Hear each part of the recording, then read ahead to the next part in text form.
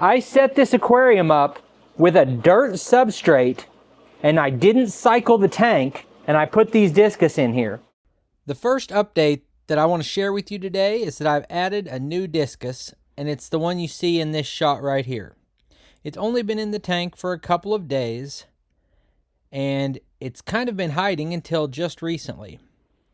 You can see there's a little bit of sparring going on, a little bit of playful chasing, but for the most part, these discus are happy and healthy and well adjusted, even though I'm not following the rules of how you're supposed to keep them. I started off the video with these clips because these are filmed with my phone while I'm just sitting here relaxing and watching the aquarium. Once I get out my big camera with my light on it so that you can actually see me as I talk, the discus immediately want to hide. Hey, it's Brock here with Uncommon Aquatics, and today we're going to do an update on the 110-gallon discus tank. Now, this tank has gotten me some negativity because of the comments I made on it. I'm keeping this as a natural aquarium, which means I'm not doing frequent water changes, and I guess I should define frequent water changes. I'm thinking I'll probably do one once a month just to keep the total dissolved solids from getting too high. I do not feel there is any need at all for me to do water changes for nitrates or anything like that. And I also feel like my discus are thriving. Now right now I've got a light shining on me and I'm being loud, and the camera is different than what the fish are used to, so they are kind of hiding. But I'm going to spend a lot of this video, rather than just me talking, I'm going to show close-ups on the discus. Because every time I show this tank, even for just a second, I get comments saying that there's something wrong with my discus, or they're always hiding and that's a problem. They're not always hiding. They've been out all day. I just spooked them right now by getting right next to it and pointing this camera and then shining a light in this direction. So I'm going to shut off the other lights, and I'm going to put some food in there, and we're going to get an up-close look at the discus. Now, before we get into the discus themselves, we'll give you a little bit of a peek back there. Got the yellow, and there's a new discus that is orange hiding back there. But before we get into that and kind of lure these guys out, I want to take a look at the rest of the tank, and that starts with the filtration. So underneath this tank, we have this 20-gallon sump. This chamber here, I've shut the lights off already. Let me shine a little light. This chamber here is disgusting in a good way.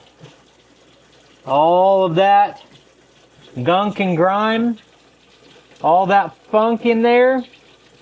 The water's coming in through this, being sprayed down, it's sucking through here, and it comes across the bottom. There's a hole a couple inches up there.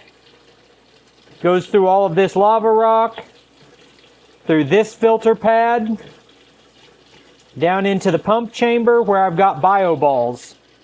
Having good filtration helps the idea of not needing frequent water changes, although filtration doesn't remove nitrates. I also have this hang on the back filter, which is an AquaClear 70. There are a bunch of sponges and filter media in here, and some rock. Now, as we look at the actual aquarium itself, one reason that people think my aquarium is dirty and nasty is that this acrylic is all scratched up. I wish I had done one of the other tanks in here. I've got all these other big tanks. I could have put the discus in any of these aquariums. And with any of the other aquariums, you can film them and clearly see the fish. Like here, I can give you a great view of the fish because my glass isn't scratched up. Well, this acrylic is scratched, but we can still see it well enough to know that this is a healthy, thriving aquarium. You can define what an aquarium should be any way you want, but look at those beautiful plants. I only put a few pieces of this in here and it's spreading like crazy. This is my deep substrate. And a lot of discus people will hate this, but this is beneficial to the aquarium. And all of the things I'm showing you right now would be reasons why this is a poor candidate to put discus in here. I set this aquarium up with a dirt substrate, and I didn't cycle the tank, and I put these discus in here, and they're still doing well. So I've got all these plants growing. I've got these rotting leaves. There are 10 albino cories in here. And the next fish that you're seeing there is a super red bristlenose pleco. There's another super red bristlenose back there on the back. And then somewhere in here, yep, there was another super red bristlenose. So there's 3 of the bristlenose. And then there's a much larger albino bristlenose in here too. There's another cory. If you look at this into the tank, you can see that deep substrate.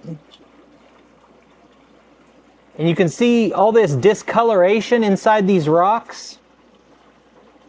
Discus people will tell you that you could never keep discus in a tank that had this funky substrate. Well, I disagree, and I don't think I'm running a test here, honestly. I think a lot of other people have proven what I'm trying to show, and I'm just demonstrating it one more time.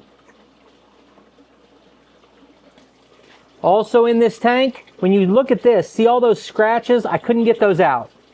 And I shouldn't have bought the tank probably because of it. But we're moving on right now. Look at the size of that beautiful Amazon sword. This sword plant is also growing. This Anubias is putting out more leaves. Got new leaves on this.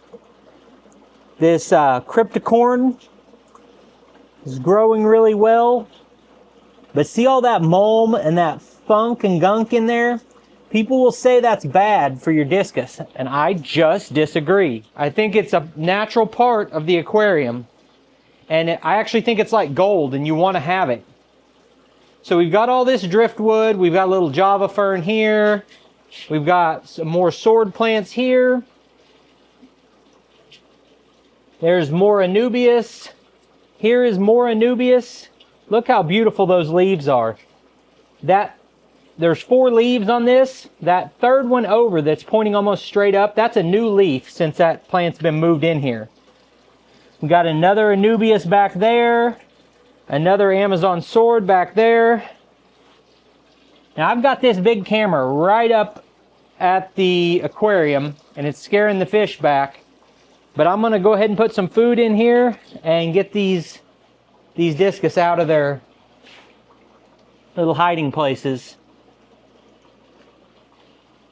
I guess last thing before we go on to the discus is these floating plants. This is water lettuce. Beautiful plants, sucking up nitrates all the time and growing and spreading. And the way I remove excess nitrates is these plants populate across here and they get to be too many. And I grab handfuls of them out and get rid of them. Those plants sucked up those nitrates and now they're coming out. You'll also notice there's more leaves. There's a bunch of leaves back there. There's another leaf here. There's another leaf. I put all of these dead leaves in here to rot in the aquarium. There's that other bristlenose, much larger. It's an albino or some type of a yellow bristlenose. Now, if I had planned my day around filming this video, I would not have fed these fish at all. But I didn't plan it, and I did not intend to film an update on this aquarium today. So I've already fed them twice. They've already had flake food, and they've already had bloodworms. You see the bloodworms coming out, and even though I'm still talking and the camera's still out, the fish are deciding they don't care.